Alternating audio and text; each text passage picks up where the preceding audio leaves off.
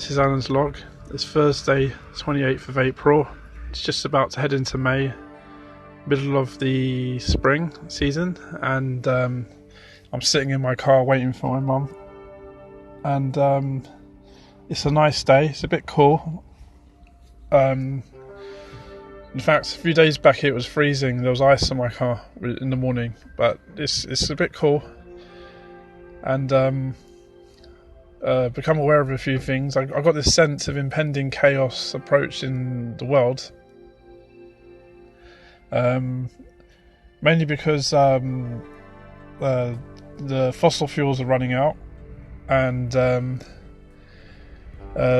many economies depend on fossil fuels on every level, like the manufacturing industry in this country would collapse if fossil fuels run out today. We would have to replace it quickly, and there's many things happening. Also, many more countries are now nuclear armed, and my logic is if you give everyone guns, eventually someone's going to be shot. So, like, if everyone's got nuclear missiles, and eventually, or nuclear bombs, then eventually someone's gonna be killed by it, or some country's gonna have a nuclear explosion. It's inevitable, because it's just everyone knows how to get uranium's everywhere, and once you know how to enrich it, how to put it in centrifuge and concentrate the bit that's useful, then there's nothing you can do. Anyone can do it now. Any country can do it. North Korea's done it. As poor as they are, they've done it. Pakistan's done it. America and Russia have got loads of nukes. It's just a matter of time, really. So my logic is just to move to a town or a city that's got a low population, maybe, or a small town that's away from the big cities. Because if you live away from the big cities, then you're less likely to become a target. Also, it's more affordable to live there, because when the demand's high, the prices go up. So the demand's high in London at the moment, so that's why the price is so high. Both the mortgage and the rent. I mean, the price of property and the price of renting is high. It's too high, really. You're paying a significant amount of your income just to live somewhere. It's not. I don't want to fight it. You can't fight it. You just go, like when you're in the river, you don't swim against the current, you swim sideways, and that's what I should do, really.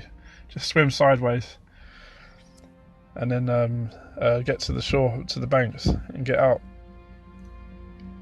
And that's what I'd do. Just slowly move away from London as I try and stay in commuting distance, so I can get there within an hour to a job or something like that. Yeah, I just wish the government spent more money on renewable energy, because we're surrounded by it in every way. We've got wind, we've got sunlight, we've got loads of big rivers. I mean, you can just put turbines in the rivers, and we've got we're surrounded by water. We're an island, so we got tidal energy, because we're in the public open sea. We've got tidal energy, and we've got wave energy. So we've got so many things. That's just a few to list. I mean, you've got other things. You've got animal energy. You can harness the energy of animals, like on a treadmill or something. Or you've got geothermal energy in certain places as well, believe it or not. Places like Bath, there's hot springs and stuff like that. So there's a lot of things. There's all these opportunities. Obviously, sunlight's the most high concentrated energy we get. Even though we're far from the equator, it's still very, very high concentration, and it's it's the most efficient renewable energy, and it's going to be we're going to have it for many years to come, obviously, because the sun is only going to get brighter as years go by. As many millenniums pass by, the sun will be slightly more give off slightly more radiation even than it does today. So there's plenty of energy. It's just that we're using the one that's finite. You know, we're using the fossil fuels. We're powered by dead plants that died millions of years ago. So if we replace the power now slowly, I mean, we start now, then it won't be a shock when the price of fossil fuels explodes to an unaffordable level. Yeah. And that's it. I've been making videos, and I believe I'm getting better at it, because I'm getting slightly bigger responses every time. And so hopefully there'll be more. My nexus, as it were, would grow, and I'll have a media gravity, and my products will be seen by many people that I make. The products I make, take every day as it comes, and I don't waste my energy.